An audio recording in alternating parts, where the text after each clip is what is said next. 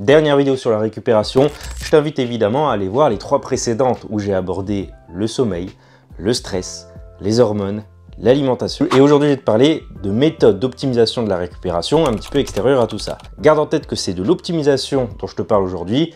Évidemment, si tu n'as pas les basiques, les fondamentaux, ça ne servira à rien. Le sel, comme tu le sais, l'hydratation est un point extrêmement important quand on parle de la vie humaine, tout simplement. Et je vais te dire un truc, l'eau, c'est surcoté. C'est absolument pas le truc le plus efficient pour t'hydrater correctement. Surtout si tu fais du sport et surtout si tu as tendance à suer comme un gros lardon. Les électrolytes comme le sodium, le magnésium, le potassium, le chlorure et le calcium sont des minéraux essentiels qui vont contribuer à l'hydratation de ton corps. Donc si tu manques de un ou plusieurs de ces minéraux, tu auras beau boire toute l'eau que tu veux, tu vas te contenter de l'éliminer sans l'absorber. Et dans ces minéraux, il y a le sodium. Tu sais, c'est le truc qui donne de l'hypertension et qu'on diabolise depuis, je sais pas, 50 ans à la télé. Et puis toi, comme t'es un sportif, tu veux manger healthy. Donc tu vas dégager tout le sel de ton alimentation. Il y en a tellement dans tout, partout. Il y en a tellement partout du sel. Très grave erreur. Bon, déjà, les recommandations des organismes de santé sont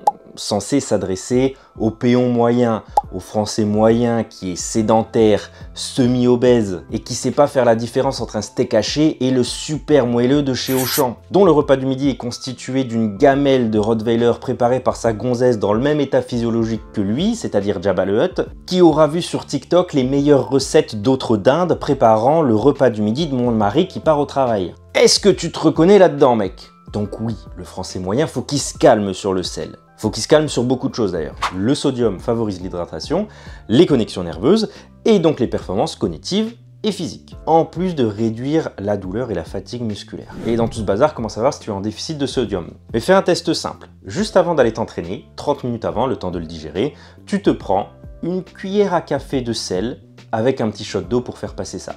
Si tu constates une meilleure forme à l'entraînement qu'en temps normal, t'es en déficit de sodium. Et comment on rectifie un déficit comme ça? Déjà, tu vas juste saler un peu plus ton alimentation. Tu la sales au goût et tu ne mets pas une quantité énorme des sels sur un seul ou deux de tes repas. Parce que, à moins de vouloir repeindre les chiottes... C'est un gros truc, frère, qui est sorti de mon huc. Ça va pas servir à grand chose. Le sodium est censé s'assimiler sur toute la journée et s'assimile beaucoup mieux sur toute la journée et en petite quantité. Et dans l'idéal, autour de ton entraînement, il faudrait que tu aies 500 mg de sodium avant, 500 mg après. 500 mg de sodium, ça correspond à 1,25 g de sel à peu près. Les siestes. Si tu dors suffisamment et correctement, il y a peu de chances que tu aies besoin de faire de sieste. Mais si tu as un travail et ou un entraînement assez éprouvant physiquement et ou mentalement, ça peut être intéressant et tu peux en ressentir le besoin. Et les siestes sont un super levier dans l'optimisation de ta récupération. Faire une ou plusieurs siestes permet de récupérer nerveusement, de réduire le stress accumulé pendant ta période d'éveil et de booster tes fonctions cognitives. Et dans les faits, comment tu sais si tu as besoin d'une sieste? Bon, le corps est bien fait, donc tu le sais, c'est tout. Tu sais que tu as besoin de faire une sieste. Mais il y a des indicateurs comme un coup de mou, les bâillements, les yeux qui grattent, la tête et les yeux lourds et un sentiment de brouillard dans la tête. Ce sont des faisceaux d'indices qui vont te faire comprendre que bon, ce serait pas mal coco de faire une sieste. Ces symptômes-là arrivent généralement toujours au même moment, d'une journée à l'autre, et plus ou moins de manière cyclique.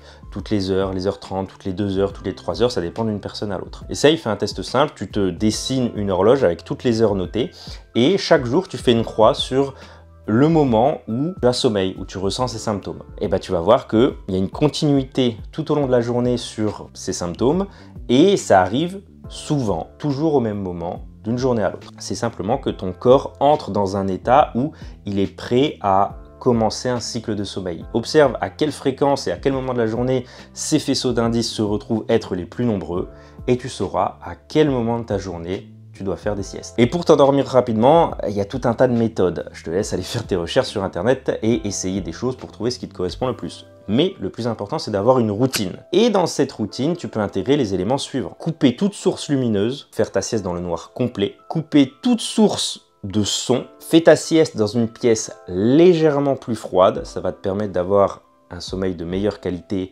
et de t'endormir plus facilement que quand il fait 20-25 degrés. Une chambre à 16, 18 degrés, c'est très bien. Et quand tu vas pour t'endormir, respire avec le nez. Respirer avec le nez va te permettre de te détendre et d'activer le système nerveux parasympathique en charge du sommeil. Tous ces éléments vont favoriser le sommeil et c'est pour ça que tu peux les intégrer dans ta routine. Et après, tu customes ça un peu comme tu veux. Le yoga! Eh oui, tu m'as bien entendu et t'as bien compris. Le yoga, le stretching ou toute autre activité zen sont géniales pour t'aider à récupérer. Mais pourquoi? Eh bien, en fait, ce sont des activités à dominante parasympathique.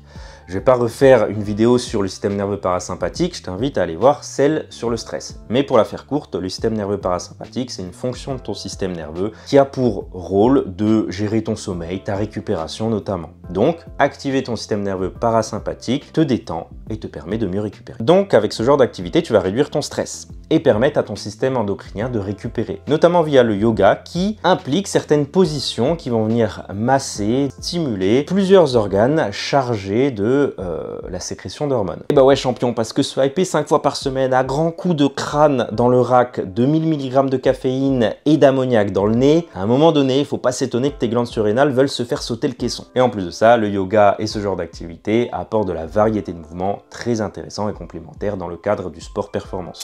La zone 2, pratiquer une activité physique en zone 2, à savoir que ta fréquence cardiaque soit située entre 120 et 140 BPM, va te permettre de mieux récupérer. Pourquoi? Là aussi, c'est une activité à dominante parasympathique. Donc, on retrouve tous ces avantages-là, réduction du stress, récupération hormonale, récupération nerveuse. Mais aussi, avec ce genre de stimulation cardiovasculaire, tu vas faire circuler du sang, donc de l'oxygène et des nutriments dans tout ton corps, dans tes organes et tes muscles qui vont, là aussi, favoriser leur récupération. Tu apportes plus de carburant dans tes muscles et tu dégages les déchets qui restent et qui traînent, qui datent de tes entraînements précédents. Et ce genre d'activité, j'insiste fortement là-dessus, ne te coûte quasiment rien en énergie, si ce n'est rien du tout. Et du coup, à quelle fréquence les faire? Eh ben, je vais te répondre le plus souvent possible. Tu peux tout à fait le faire 2, 3, 4, 5 fois par semaine.